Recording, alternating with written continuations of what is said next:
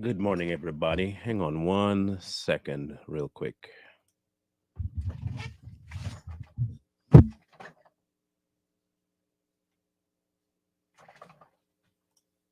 have one issue going on here. I don't know how this happened.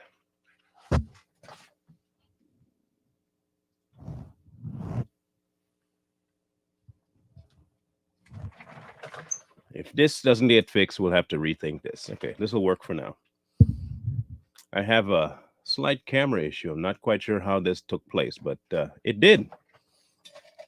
So, pardon the mess that you see on the screen, but it's going to have to work for now because I have no other solution. In any case, welcome to the show, people. Glad you guys could make it. So I could adjust this a little bit more. There we go. That'll work for now. And of course, everything you leave around children will get destroyed. It's the unfortunate truth about things, y'all. Anyhow, hope you guys had a good weekend.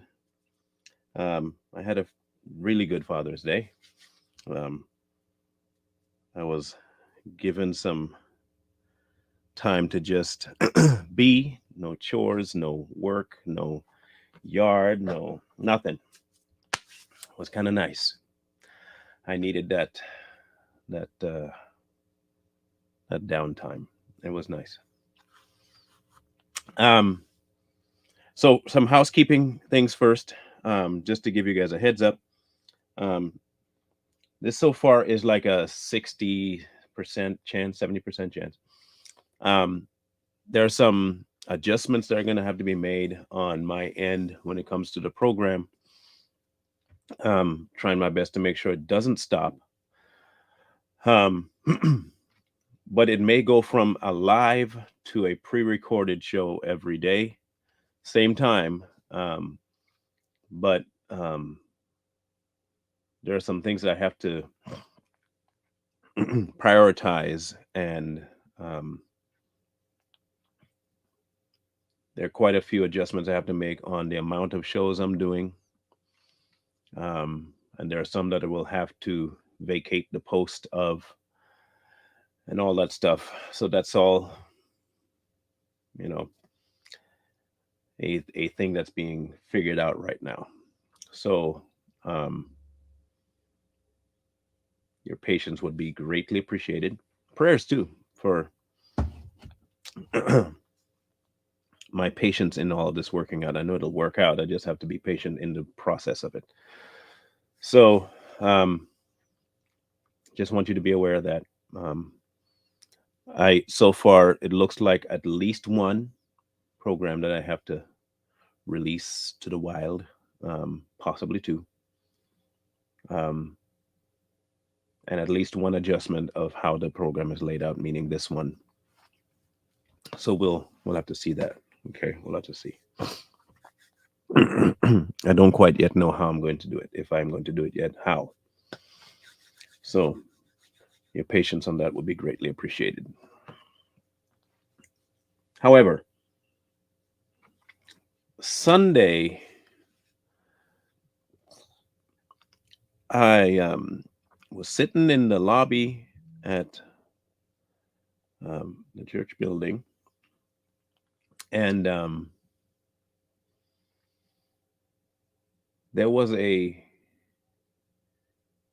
verse that just popped into my head, and I have no doubt that he dropped it on me because of where it went right after. Where it went right after, it has to be him because my brain don't function like that, but that smoothly in and of itself. Um,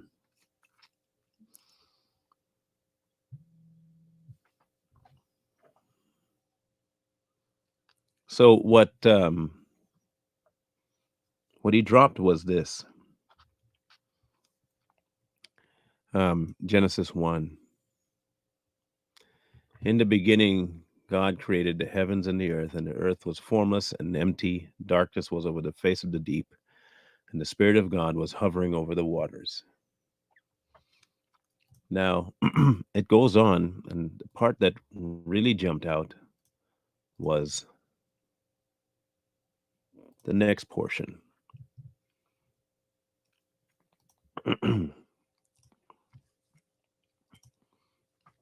And this was it. And God said, "Let there be light," and there was light. God saw that the light was good, and he separated the light from the darkness. God called light day, and the darkness he called night. And there was evening, and there was morning the first day. And I think we kind of halfway covered this on the last atheist video. But this, verse 6, is the one that just, it gave me a whole different perspective of this verse. And God said, "Let there be a vault between the waters to separate the water from the water." So God made the vault and separated the water under the vault from the water above it. And it was so. He called the vault sky, and there was evening, and there was morning the second day.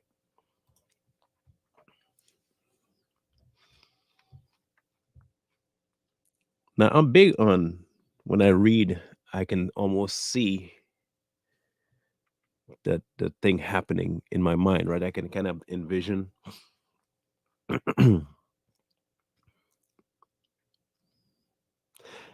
And I see this separation happening of water, okay, and this space opening in between them. And notice it's not about the earth being flat or round. I'm not talking about spherical or anything like that. I'm just saying that the water being separated from water and this chasm being left in between it. And that there being a realm of water below and a realm of water above.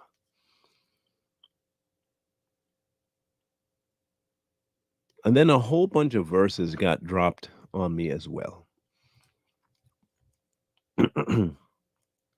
One of them was in Psalms. And it's in Psalms 42. And in verse 6 of that, it says, "My soul is downcast within me, therefore I will remember you. From the land of the Jordan to the heights of Hermon, Mount Mizar.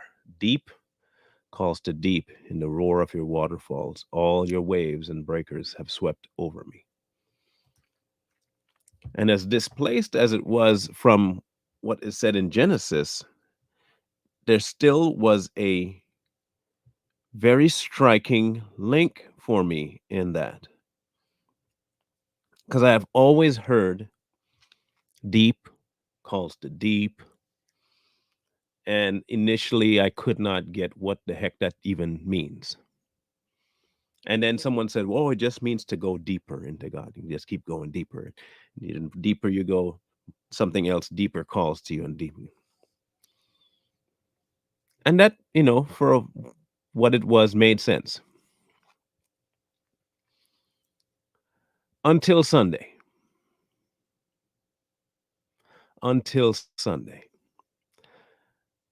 Now, I'm going to disclaim what I'm about to say. This is not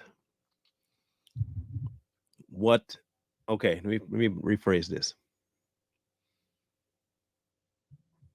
Everybody seems that has to do with a Bible person, a scholar. They all want to tell you what exactly a verse means, or they want to tell you that after years of research, this is what it means. And there are some verses that are cut and dry. Okay, there are some very cut and dry. And then there are a slew of them that apply to a myriad of situations. Okay. In this particular verse,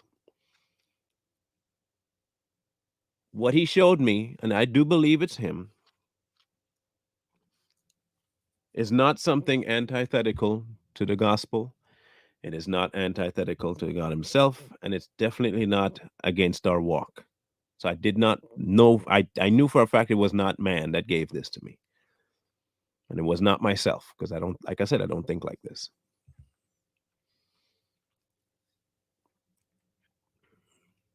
But it changed my perspective on deep calling to deep.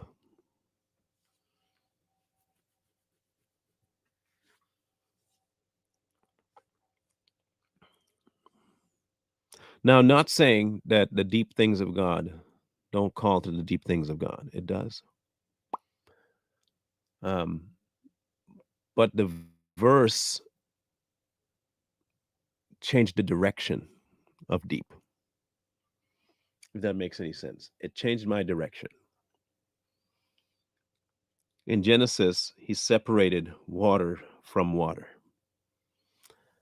and there is a upper and a lower.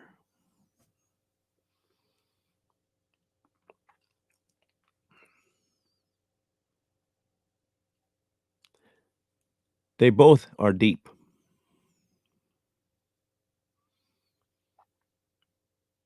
They both are deep. But it was his deep calling to where I am, to leave the waters below and come to the waters above. And then he started to drop a bunch of these examples of what it meant and how that same power that separated water from water was repeated quite a few times throughout the book, not just Genesis, but the books.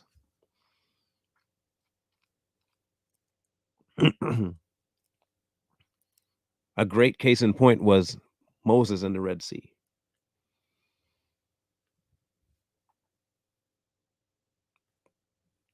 So what he put in my head was this concept of, we've talked about in the book um, in Isaiah, but those who hope in the Lord will renew their strength. They will soar on wings like eagles, and they will run and not grow weary, and walk and not be faint. And all these imagery just came shooting back to me. So I have this chasm of space that he calls sky. And the one animal that he chose to traverse that effortlessly was the eagle. And he's allowed to go there by the power that he possesses, God possesses.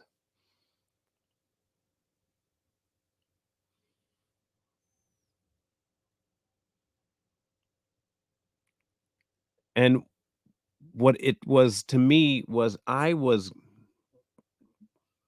left here on this plane. The chasm that he was formed by man to separate God from myself is in front of the sky. And the waters that I should be in is above.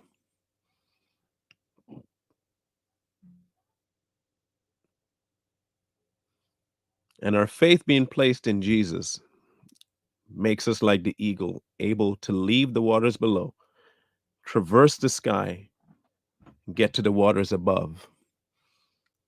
For when deep calls to deep. And the only way for me to get from one to the other is by the power that held both apart. And you can't traverse it without his permission. You can't traverse that chasm without the okay.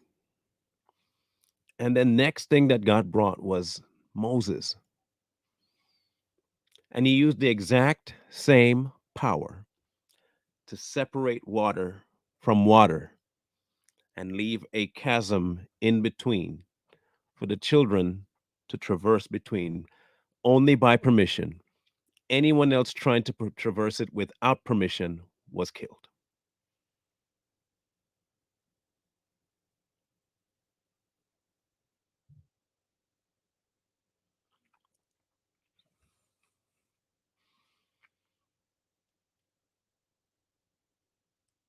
And I can't help but be in awe that he has made a way for that permission to be given to me by his son to leave the waters below traverse the cavernous airspace, and arrive in the deep waters above. Giving my whole mindset about deep calling to deep a wholly new meaning.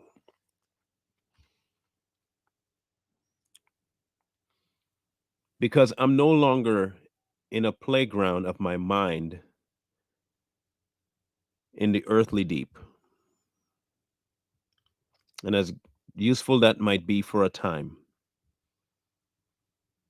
but where he is where I want my mind to be.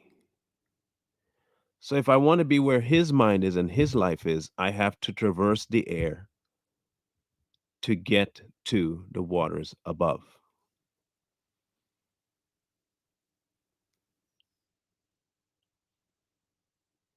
I think many, myself included, lived a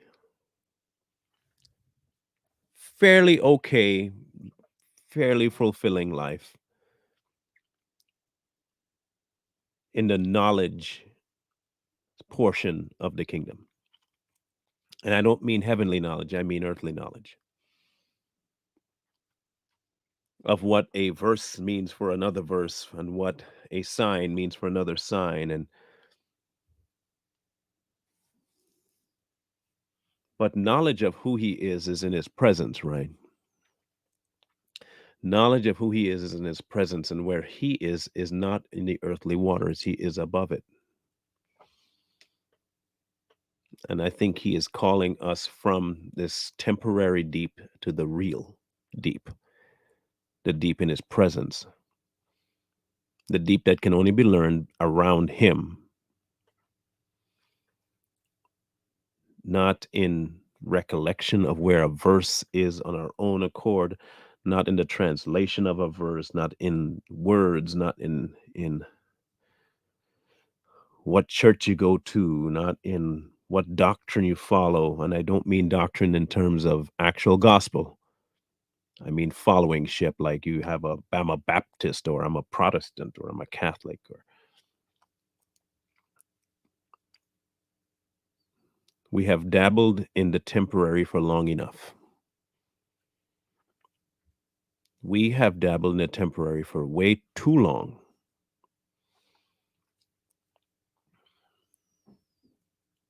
We have talked before on this program about what is the real treasure in Christianity. I've heard people say that blessings are the real treasure. Um, Doing his will is the treasure.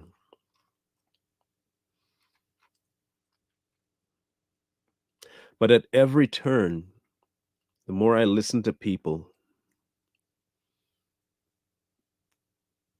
they all seem to have one goal, and that's what they get. And I mean what they get outside of God, that like what he gives me peace. He gives me this. He gives me joy. He gives me blessing. And I keep hearing these terms of what he gives and what he gives and what he gives and what he gives. I can't seem to hear anybody else saying anything different other than he gives, he gives, he gives.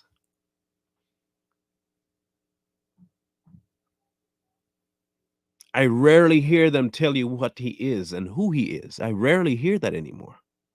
Like I used to some time ago, like years upon years ago.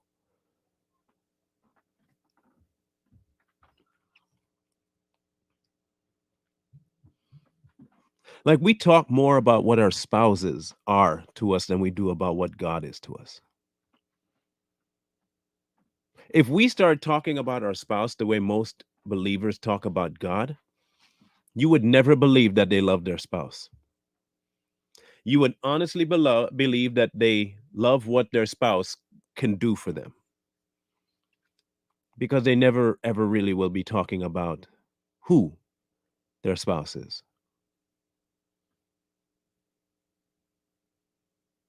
We talk more about our spouses than we do about God.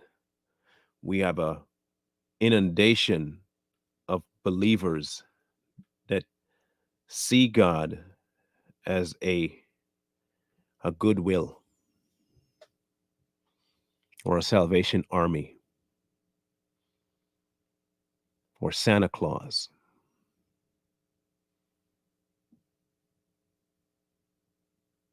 When a man describes his wife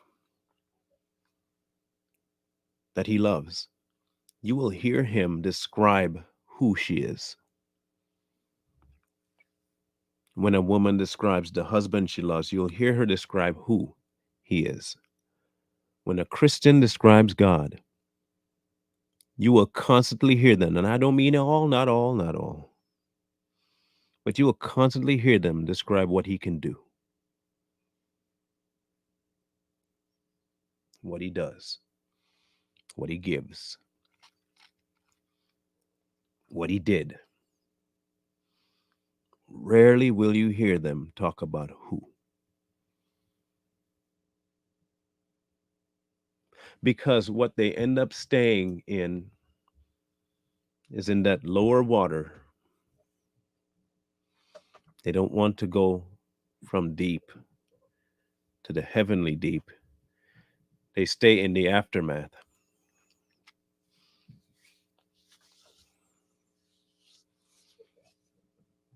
They stay in the aftermath.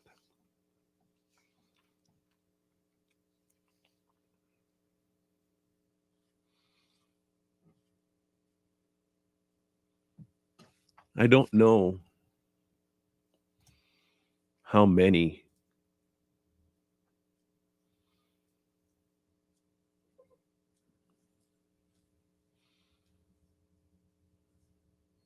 will come to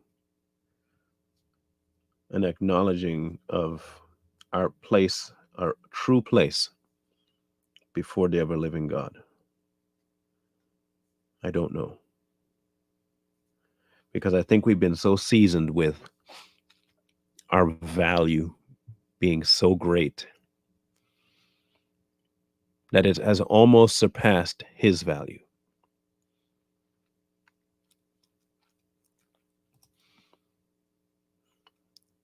I have no doubt it entails all. I'm not saying it doesn't entail all.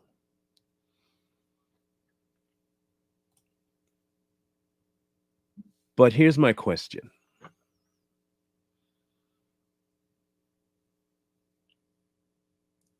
Is who he is equal to what he does for me? Is who he is equal to what he does for me?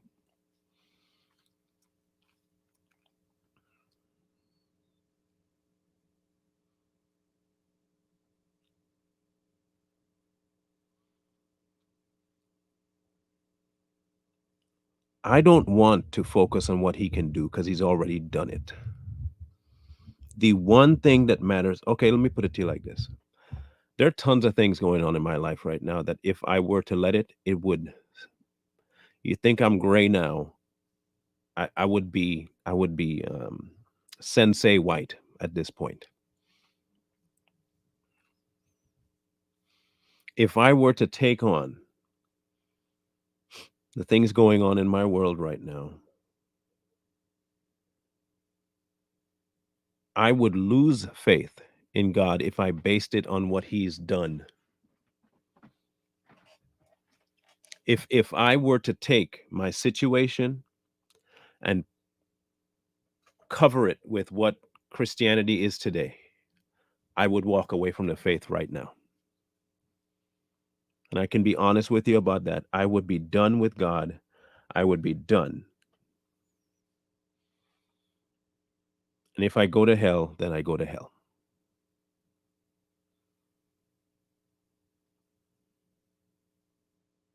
If I were to look at what's going on in my life right now, the stresses, the issues, the problems, the things that could worry me, the uncertainty, If I were to take them all, just half of them, just half, if I were to take just half of what I'm going through right now, I would walk away. I'd walk away. Because if you're trying to tell me that the proof of God's love is in what he does, I would take it to mean he does not love me. That's where I would be right now. I would take it to mean he does not love me. He has no desire to love me. He does not have my interest at heart. He died for pointlessness, and there's nothing worth following if I placed my faith in what God does for me.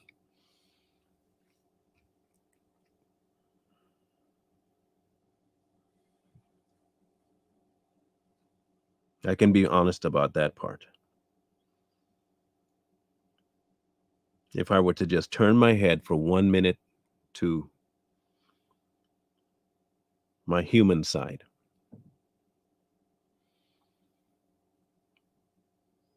you wouldn't see me on any platform ever again.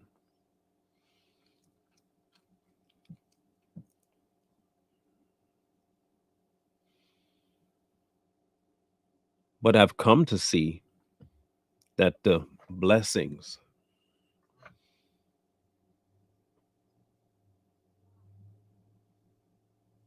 are not a reflection of the who.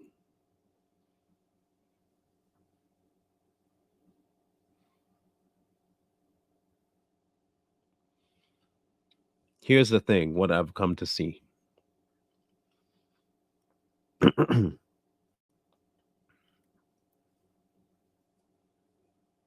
There are not many things on earth that are everlasting, if anything.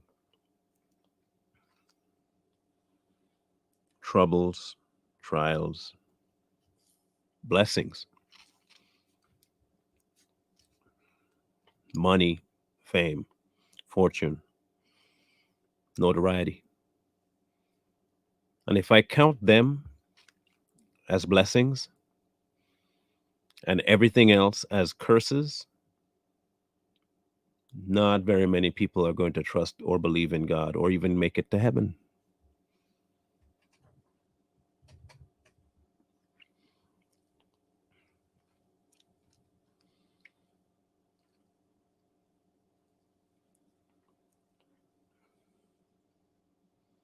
He gave us one of the most important blessing that has nothing to do with circumstance, has nothing to do with trial, has nothing to do with us. And that was the sacrifice to reconcile man to God.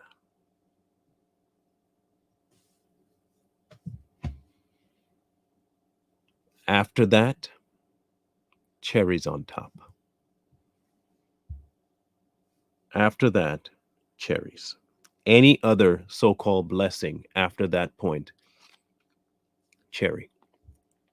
I don't care after that point about him blessing a ministry. I don't care anything after that point about him giving me a this and giving me a that. And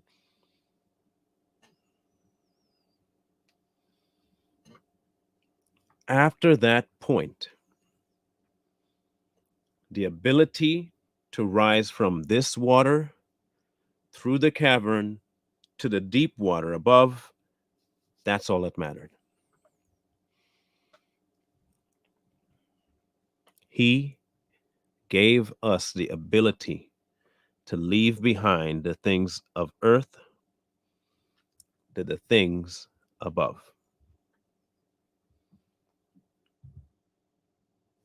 And we keep hearing all these nonsensical things about the blessings that are coming. Your blessing is around the corner. Oh, he's about to bless you, and all this crap.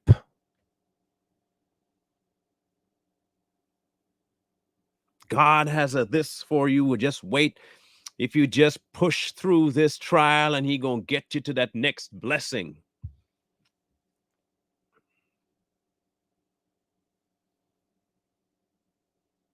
It's always us looking for something more from him. For what purpose? To prove something about him that obviously we don't know already.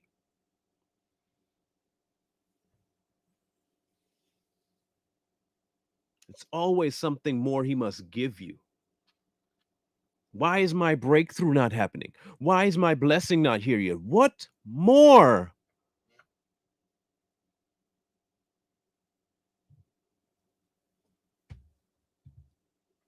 What more?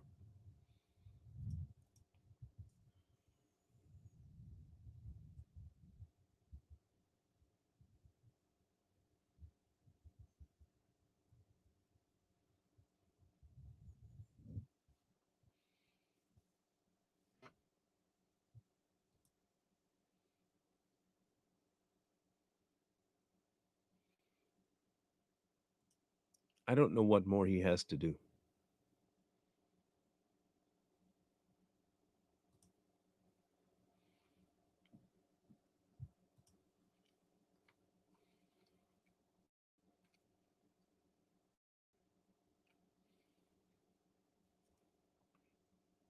I'm going to read this verse to you here. And I want you to tell me where in it you read that he's going to give you stuff to prove himself. Okay?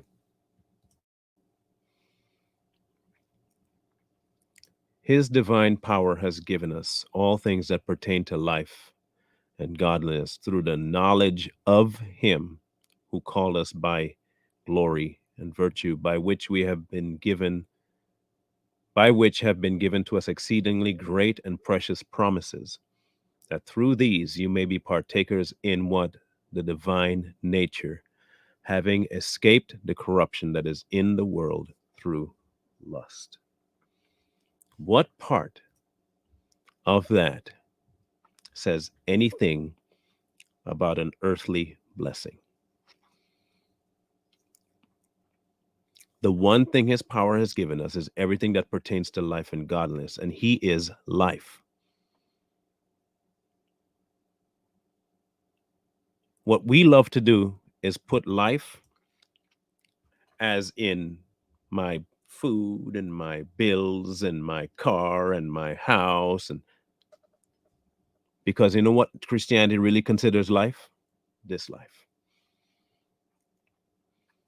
We have gone now to consider life this.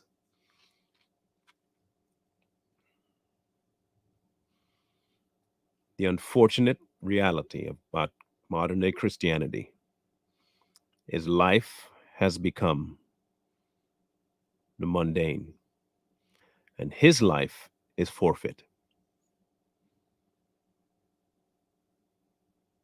We have forfeited what real life is for the fake. He promised you travail, you want blessing.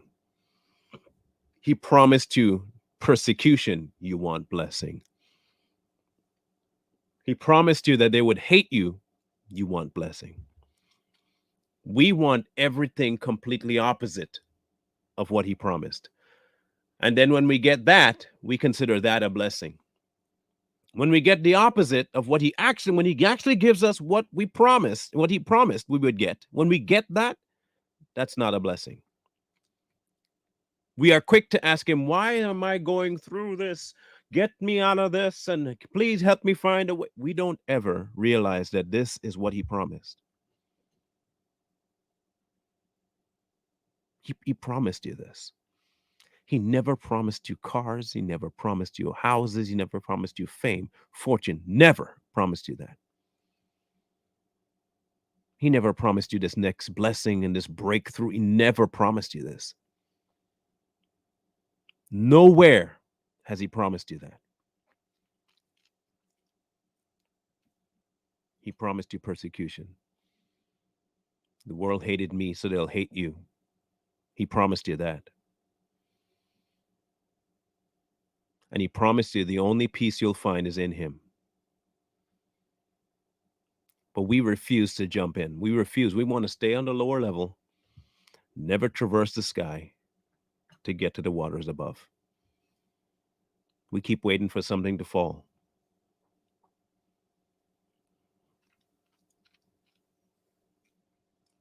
We keep waiting.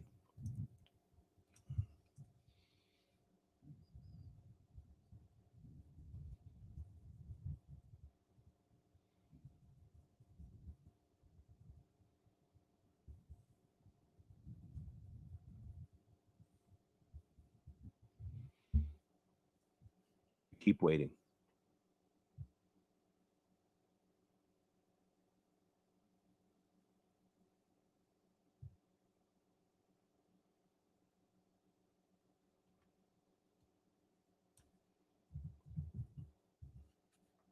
When he's asked you, pick it up.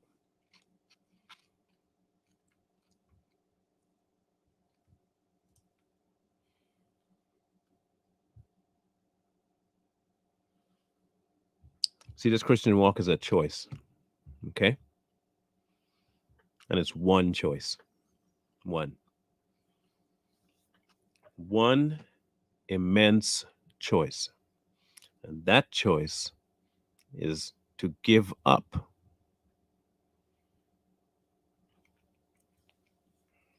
It's to give up.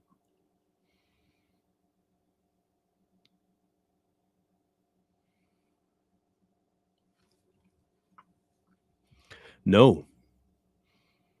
No. It's a matter of who's pursuing it. You want to know why we quit on our talents? Because we're doing it. We keep trying to find the energy to do it. We do. It's my gift. I need to, instead of allowing him to foster that gift that he's already created. I keep telling people, I did not want to do podcasting at all, at all, at all, at all. I was content being an electrician. I was content.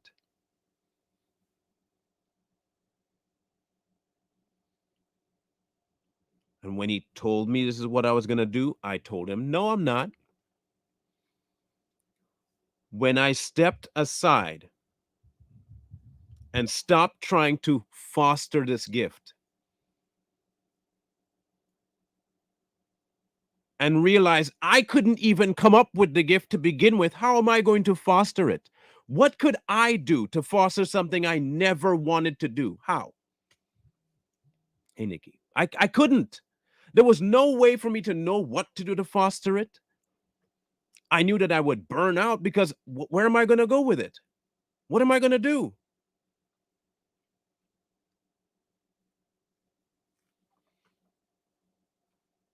How am I going to foster something that I did not have a hand in creating?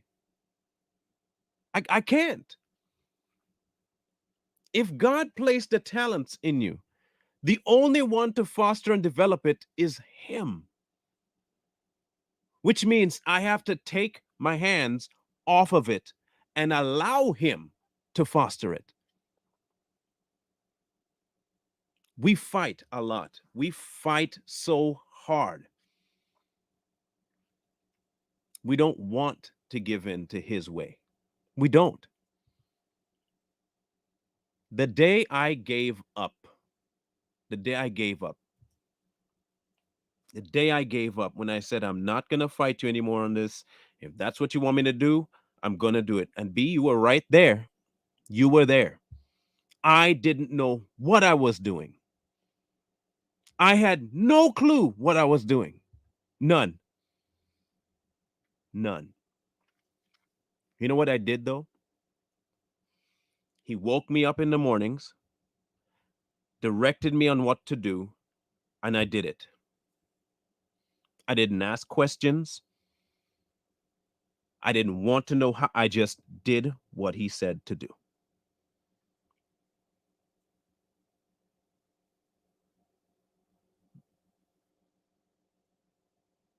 And I started off very timid because I was still fighting when I first started. You won't be able to go back and see any of the videos I did because that was on my first Facebook page and it's been deleted since then. But I used to get up in the morning go on my porch. I didn't know what I was going to say to the camera, no concept of what I was going to say. And B, you know this for a fact. You were right there. You were around the entire time this was happening. I got up in the morning, go to the porch with my coffee, and I sat there and I turned my phone out to the yard because I did not want anybody to see my face. I was still trepidatious about what I thought about me and not what he was wanting to do. I still listened. Even though I half listened, I listened.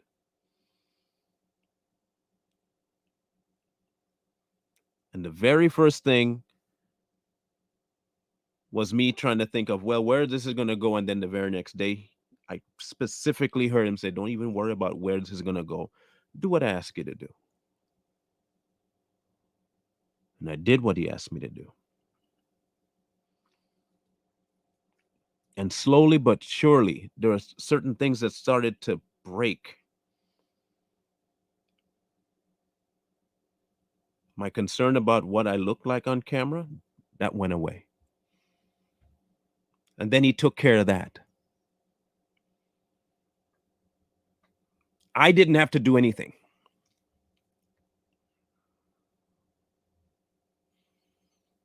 I didn't have to do a thing. I didn't have to foster nothing.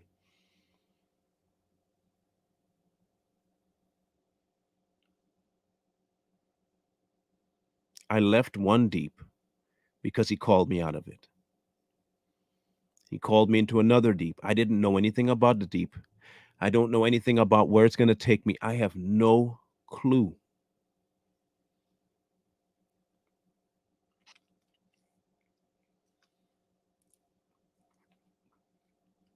And there were so many times. He said, "Yeah, Nikki, you were around too. You were one of the very first ones. You saw the very beginning of this."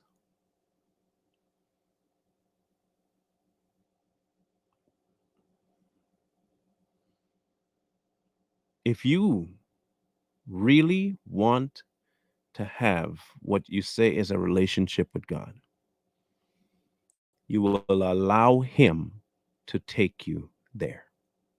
You do not know the way. It is unknown territory to you. It is not something that you can just go traversing because you are so wise. He is taking you where he wants you to go. And if that's the case, then follow. The only way to follow is to listen. What we like to do is, why are we going that way? Are you sure that's the direction? I don't know if I want to go down that road. That looks a little scary. That's so dark. Can you put some lights on that? Can you at least tell me where we're going?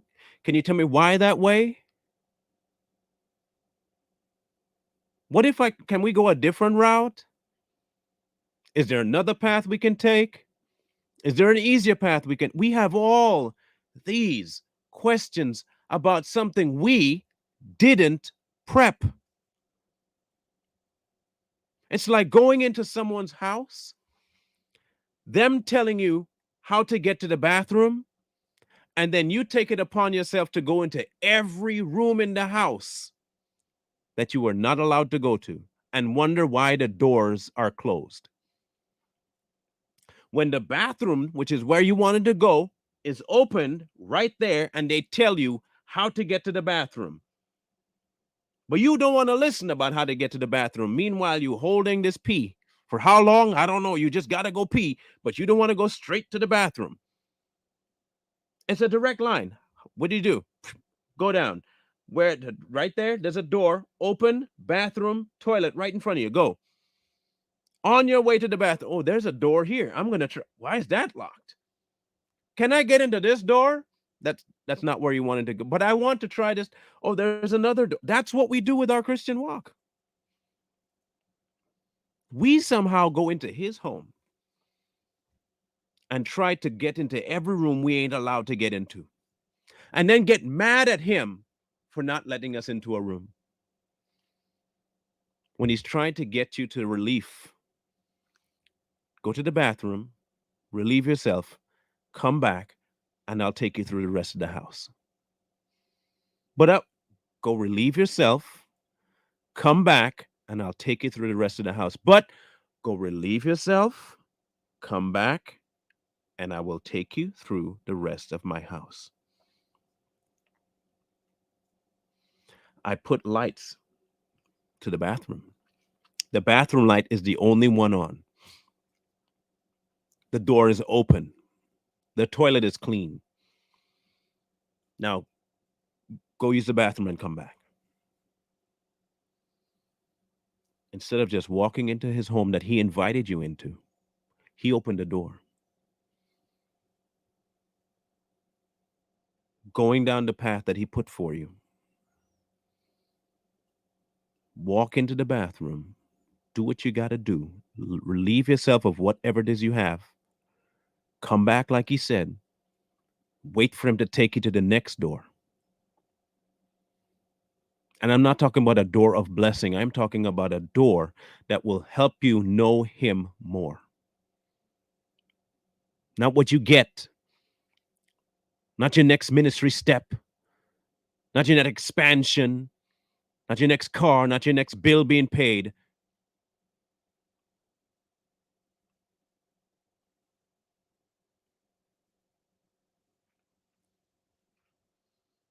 I don't know how to describe the voice. It wasn't mine. And I cannot tell you if it was a audible voice.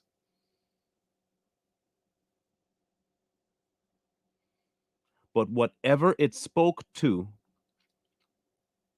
had zero, and I mean zero, relation to the person I knew me to be. That's what I can tell you. It went against everything I, myself, knowing me, wanted to do.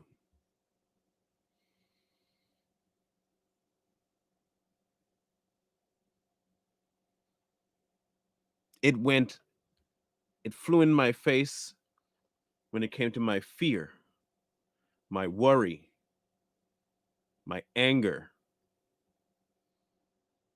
my talent, my skill set, my vision. It went in the face of all of that. It wasn't me. That is all I know. It wasn't me. I would not have put myself in that place. No. No.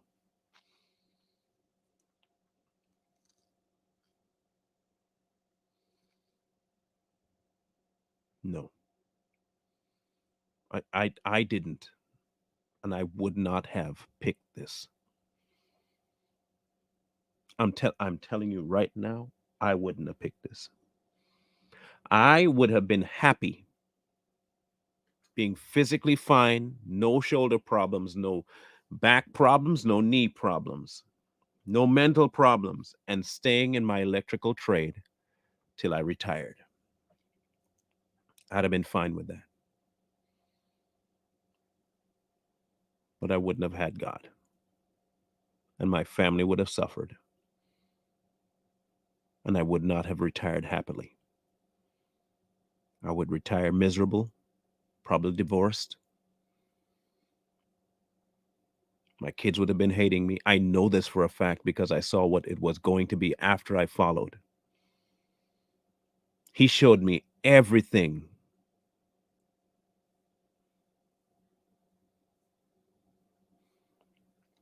Like I said, Mountain Girl, I didn't hear an audible voice.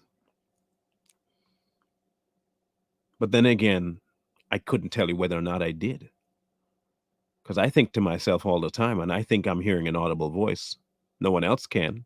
So is it audible? I don't know. Something that's audible to me and it's not audible to someone else, is it really audible? I do know this.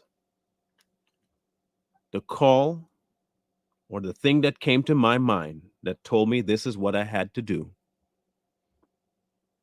the thought process that it included did not match how I thought at the time. It didn't match my personality. It didn't match my future wishes. It didn't match my skill set. It didn't match anything that I would have wanted for me. And trust and believe me, I was selfish. When I tell you I was selfish, oh my gosh, I was a selfish human being. So there's no way I would have picked something completely antithetical to my selfishness. There wasn't any way it would happen. No. Mm-mm. Look, ask. She's in here. My wife is in here. Secret place. You can ask her if what I'm saying is true. She was there the whole time. Ask her if what I'm telling you is a lie. Go ahead, ask her. I'll wait for you guys to push your questions to her and she will answer you.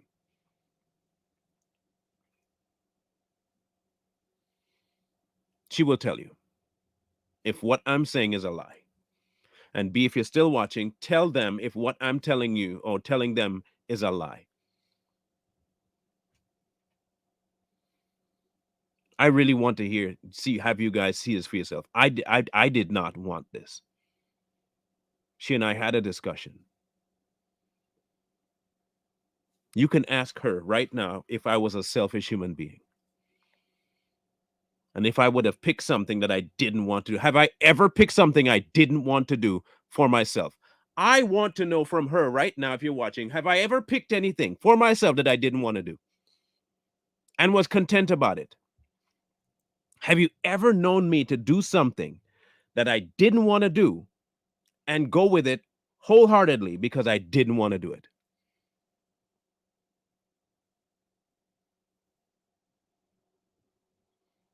I can tell you for me, I have never been that way. Nobody could coerce me. If I wanted to do it, I'd do it. If I didn't want to do it, I didn't do it.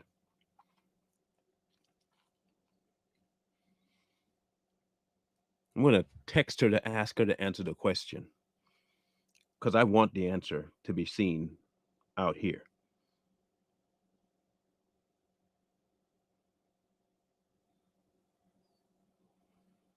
I really do.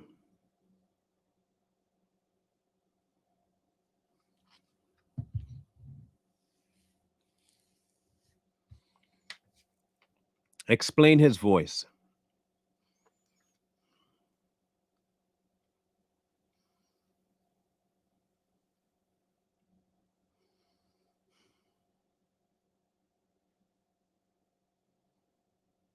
You ever sit down in a really quiet room and there's this sharp sound that it's like a high pitched. You ever sat in like the like super quiet room and there's this overriding beam of sound that just comes into you. Have you ever had that happen to you? And this is not his voice. I'm just have you had that happen to you? And there is nothing you can do to get rid of that sound except to drown it out with more sound? You've ever been in a room that quiet? Like, yes, a high pitched buzzing sound. Like it doesn't go away. It's just it's just there. Like you can't shake it. You have to only drown it out with more noise. That is the voice. It's like you're thinking what you want to think, but there's another thought that's completely off the wall, impossible for you to even see as a possibility. And no matter how many other thoughts you put ahead of it, it doesn't go away. And then one day you listen to it, and the buzzing stops. None of the other loud thoughts you had before come back like that one did.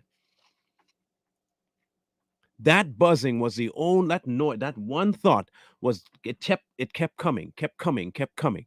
And you never listened to it. You kept coming with other reasons to not listen to it. You're gonna do this, do that, do something else, occupy yourself with all kinds of other stuff.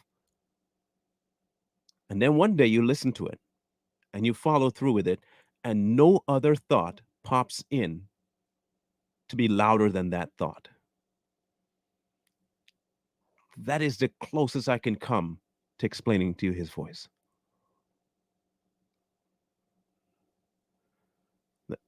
That's the closest.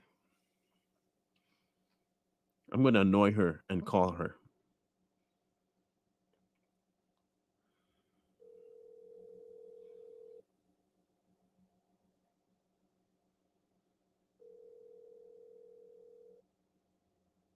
I'm going to call her. What's up, baby? Can you answer the question that they're asking you in the chat, please? Okay. So enter the chat, come back to the chat so they can talk to you, please. They have questions. Thank you.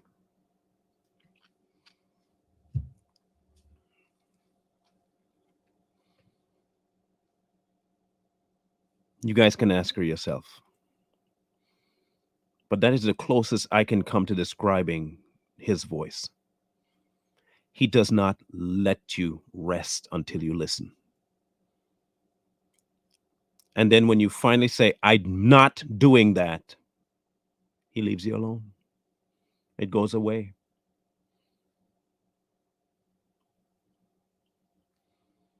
Then he'll come back later. Okay, you guys can ask her now. Go ahead. Ask her this first. Ask her if I have ever done any things for myself on my own accord that I did not want to do and do it willingly. In fact, I'll ask her and she can answer you. Have I ever done anything that I didn't want to do and do it willingly?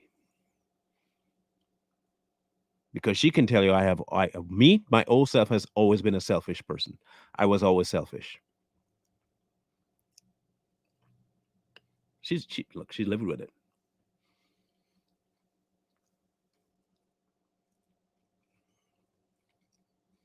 She lived with it.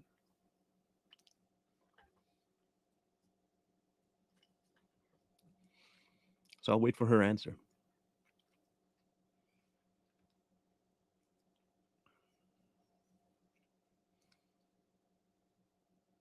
I'm a bullheaded guy. I am bullheaded. If you say, "Oh, let's go do this," and I'm like, "No, I'm not doing that. I won't do it. It's just won't happen. I will stay home. I will sit there and watch you get mad and not care. Just won't care. You could get mad. Feel free to get mad. I'm just not going to care that you're getting mad. Like I won't care." She said no. Now, have I been and was I a selfish human being? That's the other question.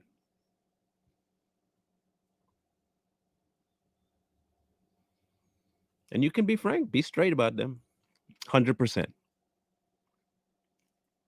100%.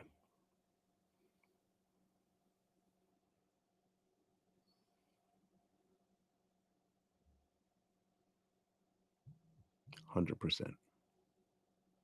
I was selfish.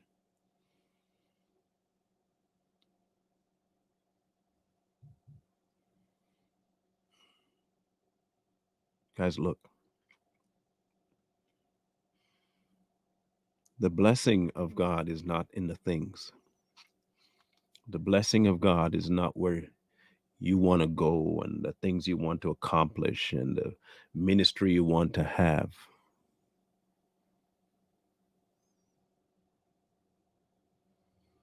The blessing is listening.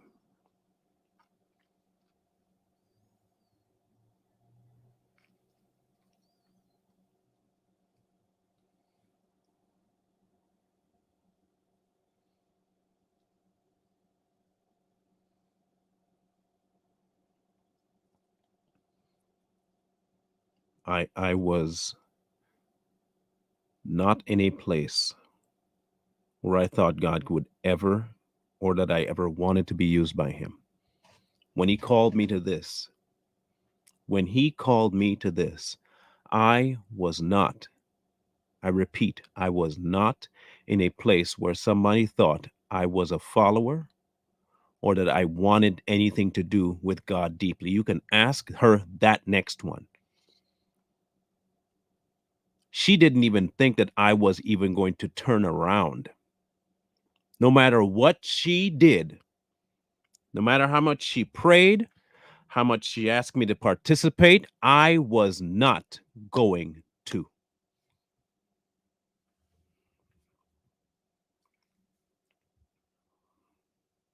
I was not gonna.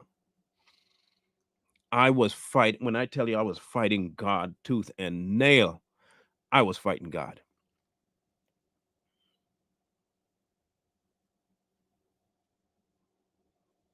I didn't want nothing to do with God, like at all.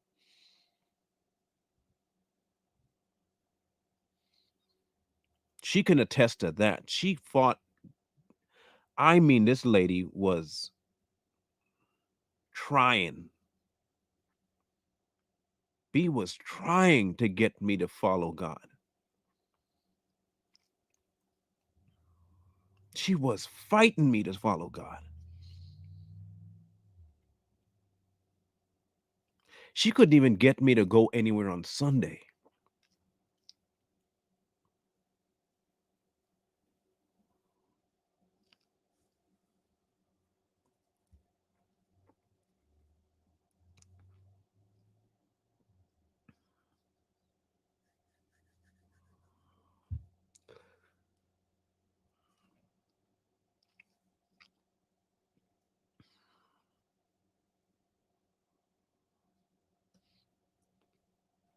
When I tell you that this was not what I wanted, I'm not lying. I did not want to do this. I did not want to be some sort of spiritual person. I did not. I did not want anything to do with this.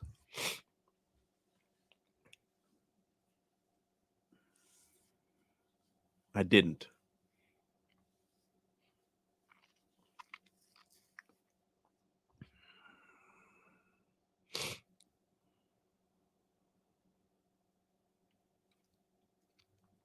But I can attest to you that when you give in to Him,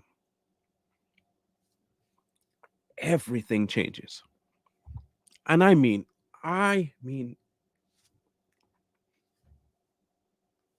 everything.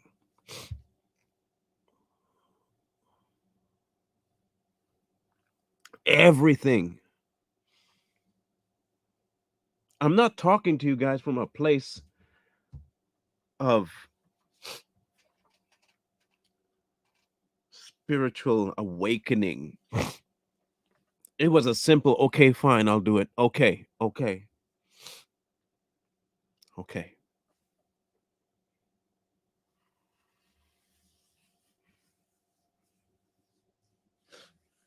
And I wasn't doing it because I saw some sort of blessing coming down the road.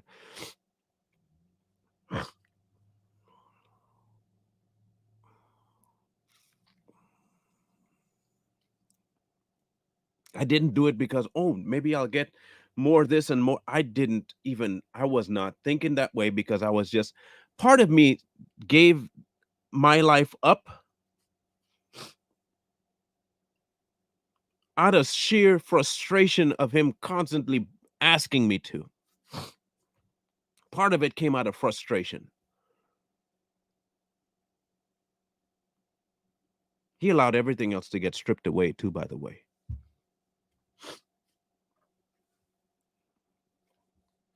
Everything else got stripped away.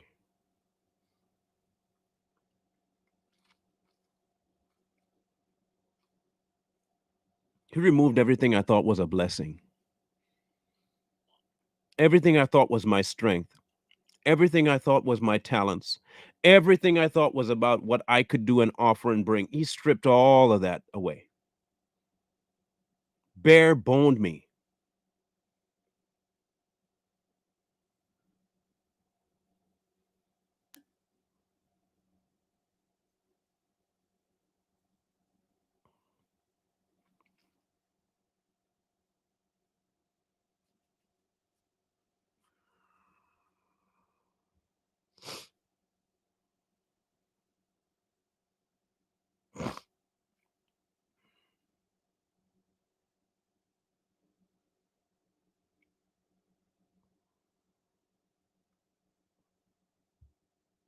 But, but,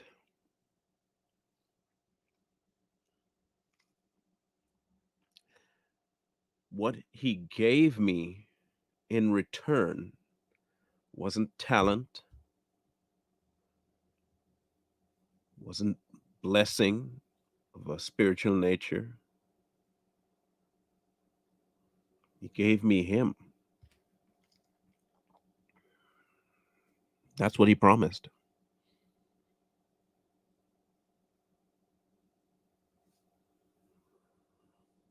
When you seek the kingdom first, your bills don't matter.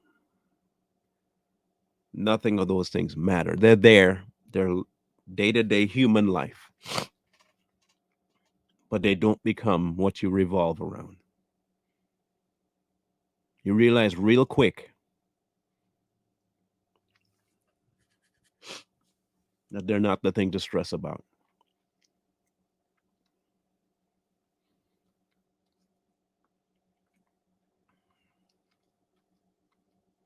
And even now, I'm answering my own question about where I'm at. Even now, since the beginning of this live to now, he's answering the question for me that even I am still holding on to.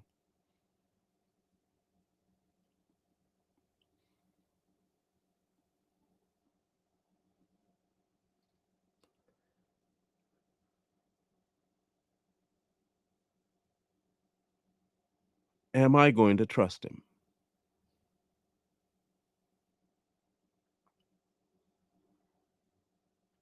Or am I going to step out and try and do what I want to do and I think I need to do?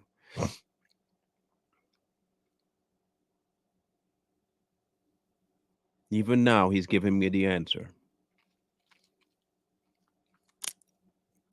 Because if I do trust him, I better trust him.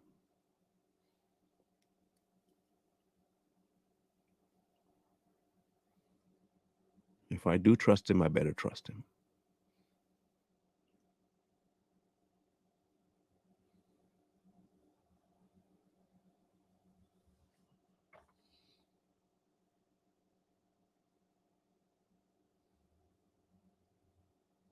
If I do trust that he has me because I have him, I better trust him.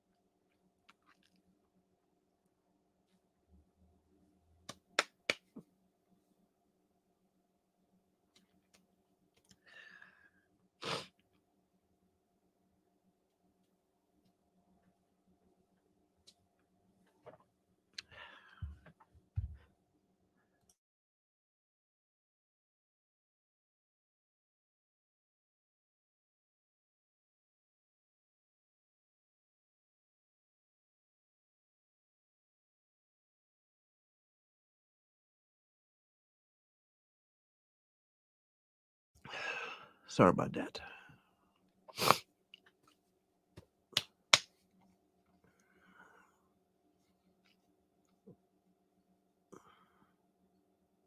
You know, every time you decide to, when you get to that point of desperation and your trust seems to just be taking a back seat, or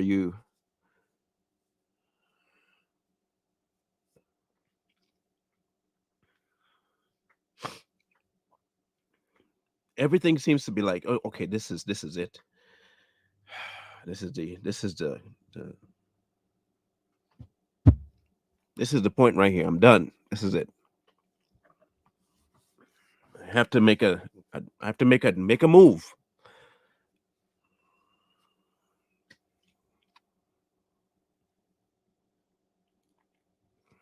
And you decide to do something stupid, even though you think it's smart, but it's stupid. And he gives you a topic that you think it's going to be so good, and then the topic is for you, and then in the middle of it he shows you why the topic was for you.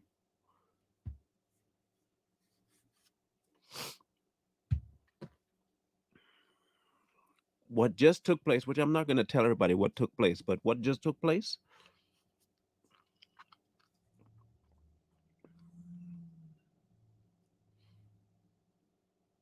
is what you would call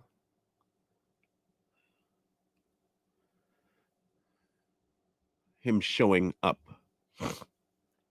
and not showing up with a blessing, him showing me the result of releasing everything.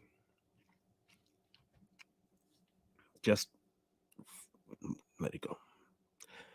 Whatever you think you need, whatever you think you want, where you want to go, all just let it go.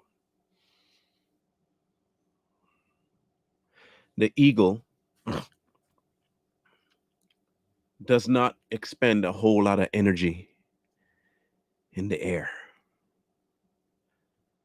If you've ever watched the dynamics of an eagle, its wings are just spread and it can ride the wind for hours and not lose anything. It's just there. It's built for it. It doesn't have to practice. It's built for it.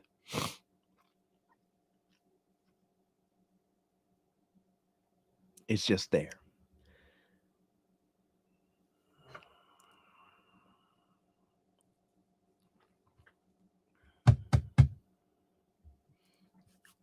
We are all built for this because we're built into his life, and his life is built for it.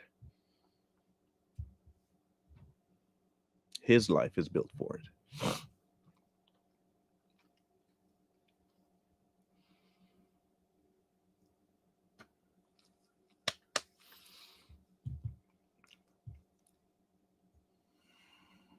Anyway,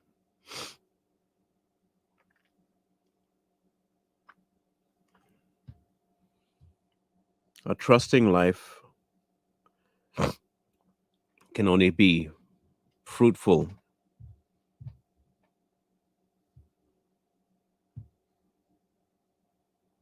if you know who you trust.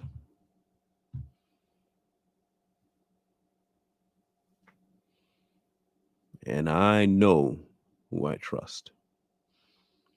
And he has not yet, to this day, been anything other than what he is.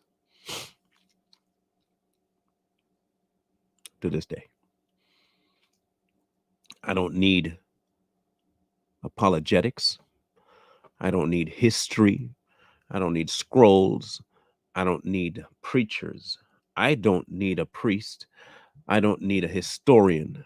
I don't need any other proof than his presence to prove to me God exists, one, and two, that I'm following him. I don't need nobody's approval about it. I don't need to persuade nobody.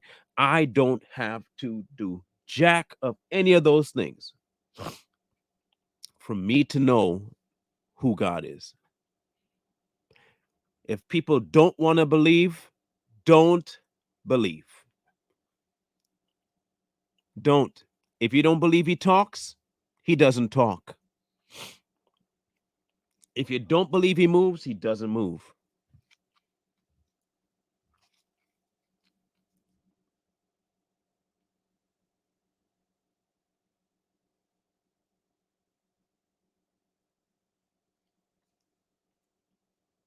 Whatever anyone else tells me about God, they can say whatever.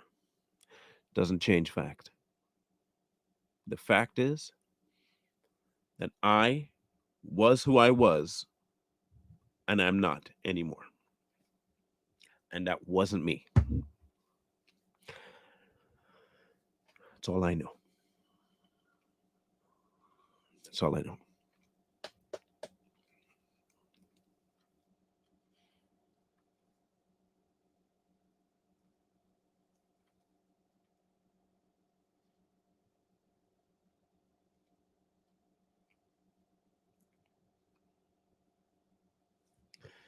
There is and see if I can, let me see if I find this song just real quick.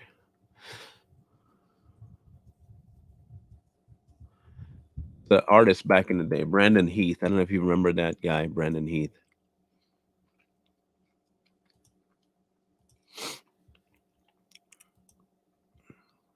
He did a song called I'm Not Who I Was, right? I don't know much about him, but the song just popped into my head. I wish that you could see me now. Wish I could show you how I'm not who I was. I used to be mad at you, a little on the hurt side too, but I'm not who I was. I found my way around to forgiving you some time ago, but I never got to tell you. When you are no longer the person you were, and it's genuinely that way,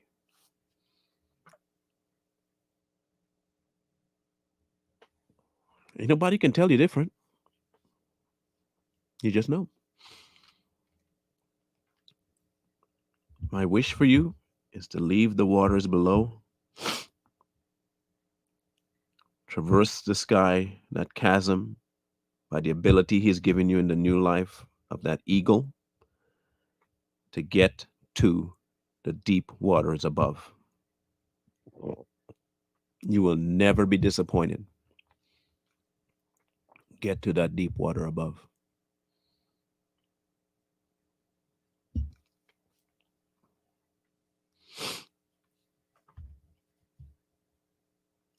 Too Strong will be on tonight.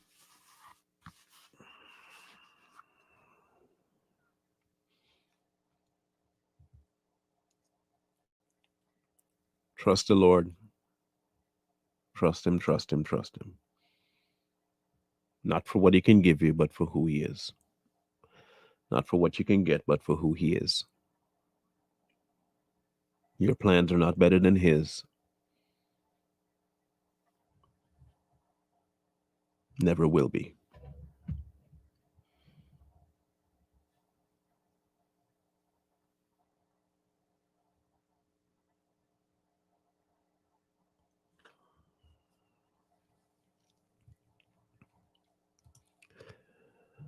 Ooh. Anyway, I'll see you guys on Too Strong later today. And sorry, on Savage Patriots at 6:30. I forgot it's Monday. We'll be on today on Savage Patriots. We'll see you guys there. Have an amazing day. Um,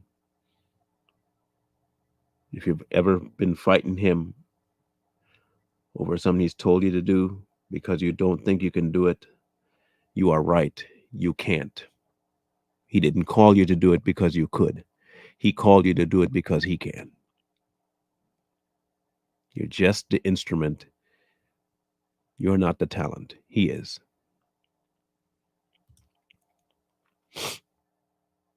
You don't have to be prepped. He's prepped it already. Let him do what he's got to do. Just let the man do what he's got to do. Stop fighting him.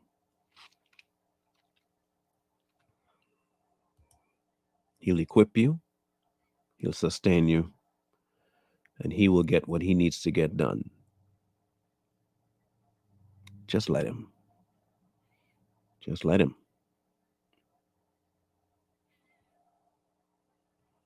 We'll actually talk about that tomorrow when we deal with Isaiah 53.